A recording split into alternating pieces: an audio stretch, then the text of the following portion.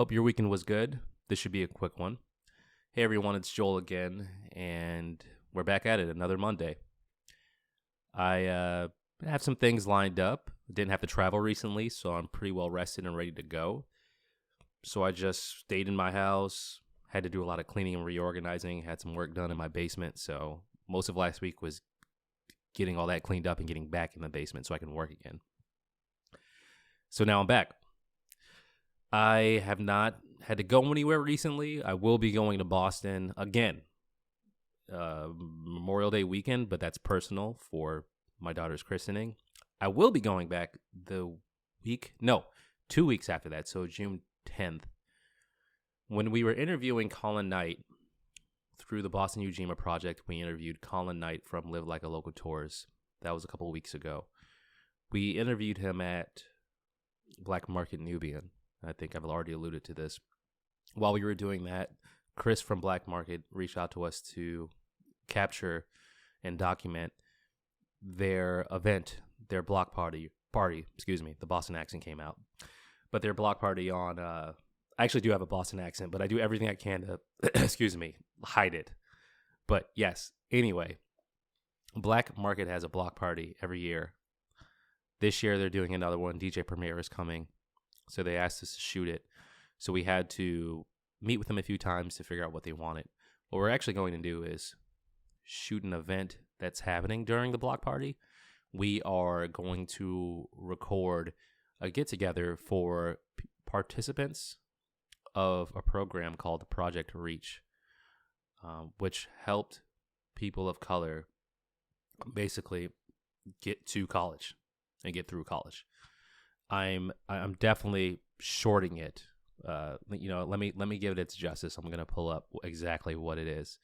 But yeah, work is coming from work. We were able to meet up with them and talk about scope of work.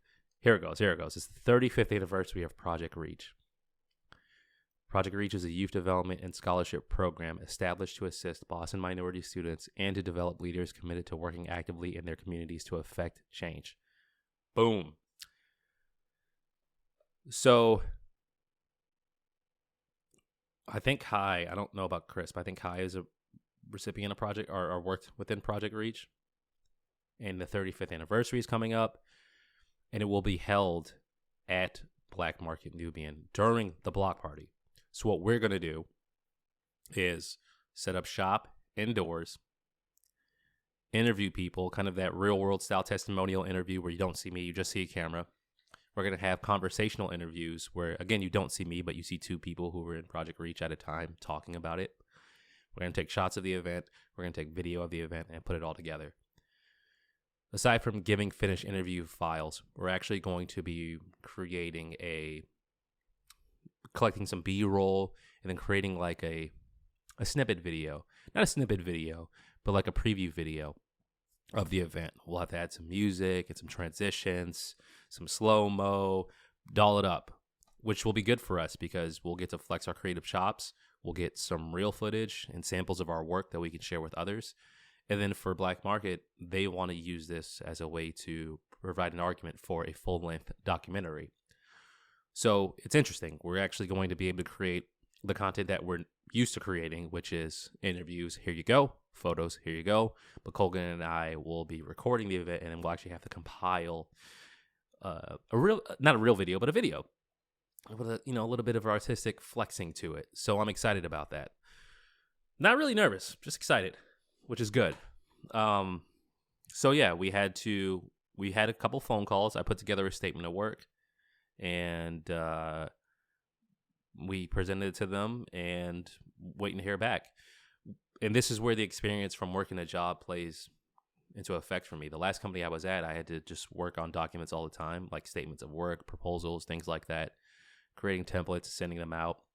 So I'm not having sales conversations isn't foreign to me. I used to do door-to-door sales years ago, like when I was 19. But every role I've been in, I've always had to talk to people or compile something and compile something for them to review and then purchase. So that's where all the anger and frustration from working a 9 to 5, it matters. You just really have to know what you want to take from the experiences that you have. So here we are. Our second client, because, Boston Ujima Project is the beginning of all of this. Black Market would be our second job, so we're looking for more. That was a lot, but yeah. So I'll be in Boston like a lot coming up for work. What else we got? Outside of that, I'll be going to more events starting this week. Wednesday, I'm going to an event. Black Gov Tech is the name of the organization.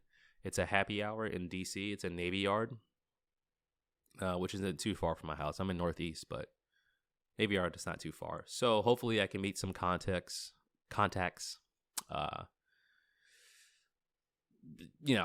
This one I'm expecting to meet peers. Hopefully, I hope it's not like dress up bougie black, because I don't really fit well into that. But we'll see.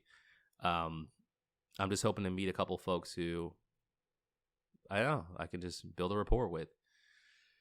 Outside of that, I'll be traveling to Baltimore on Thursday. So that's Wednesday. I'll be going to Black Gov Tech, Baltimore on Thursday for the Social Innovation Lab Innovators Showcase at John Hopkins. Is it Johns or John Hopkins? It's John Hopkins. I'm going to roll with. But the Social Innovation Lab Innovators Showcase is awarding people who are creating businesses with basically like social for-profit businesses, businesses for the social good. And I don't know who I'm planning to meet there. I like going to Baltimore, so any excuse I get to go, I'm gonna do it. But I don't know who's gonna be there. The actual description is the Social Innovation Lab at Johns. It's Johns Hopkins. That makes no sense. His name is Johns? Whatever. The Social Innovation Lab at Johns Hopkins University invites you to join us in person at Fast Forward U for our annual Accelerator Showcase event that will feature our cohort of changemakers building ventures to create sustainable change with a measurable impact, all while starting right here in Baltimore City. Yeah. I'm pumped about that. I love going to Baltimore. It's a really creative place, a really cool place. It gets a bad reputation. If you just turn on the news, you think it's a place you shouldn't be, but there's a lot of good things happening there. It's a really small, fun city to go to. Great crabs. That's all I can. Yeah, Baltimore's great. So yeah, there's companies there. Let me look at some of these companies. There's a fashion education incubator that's going to be there. An art center, skills training programs. Fosterpreneur offers foster care youth and alumni employment opportunities. Ooh. Leaders of Africa. I'm just reading off some of the businesses that are going to be there. Either way, I'm really excited about this event. And I know it's going to be good because I accidentally got 2 invites. I signed up twice, and they reached out and asked for one of the invites back because it's going to be packed. So I'm excited about that. So yes, Joel, 2 events this week. 2 events this week. Going to Boston a bunch, preparing for work. I still have to edit 2 videos I did with the Boston Ujima Project. By edit, I mean I have to lay everything out and get the sequencing right, and then I'm gonna most likely send it to a video editor. Editing is gonna be my next thing that I'm gonna conquer. I would like to be able to do a lot on my own. So I have 2 episodes I got to get out. I have work coming up in Boston. I have events coming up, and then content.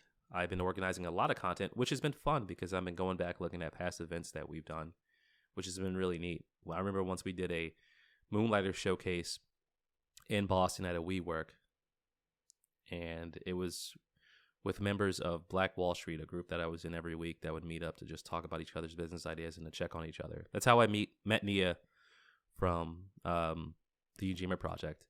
But the night was hilarious. I remember it. It's a good time. So that's me. Today I won't be doing anything because we don't have any today. So I will be watching my 7-month-old Zora all day.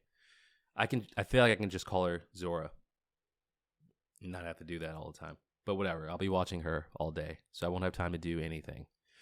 Yeah. Again, be okay with when it's time to put stuff to the side and deal with family stuff. You're not missing out on anything. You're not losing time. that is the time any time you spend with family is the priority.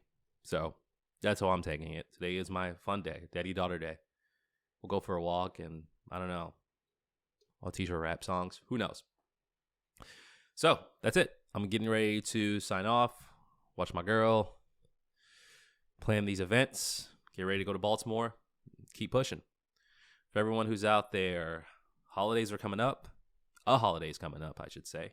Not really holidays. I hope you're doing all right. I always like to, even though we're not kids again, we don't get summer breaks as adults for work. I don't know. I just always felt like summer was, it brought peace of mind. It was a reprieve of sorts, because that's when people start to go on vacation. And that's when, things generally slow down a bit. It depends on what industry that you're in. I used to work in an event startup, so summers weren't too crazy. Falls were where I want to die. Take some time for yourself to relax, and also take some time to just go outside and travel locally. Just go to a cool place in your city you haven't been to before. Just sit down, read, chill. Make sure that your peace of mind is there and that you're keeping your sanity. So it's been a fairly stressful 4 months for me. 5 months is it now? May? Yeah. Had a baby, went back to work in January. Shit has been insane since then. I've had multiple issues with construction in my house. The baby is great, but that's a lot. Been laid off. Traveling a lot. I have a lot going on. There are times I get really frustrated and really upset. But sometimes you just catch L's. That's just life. Things don't always go right.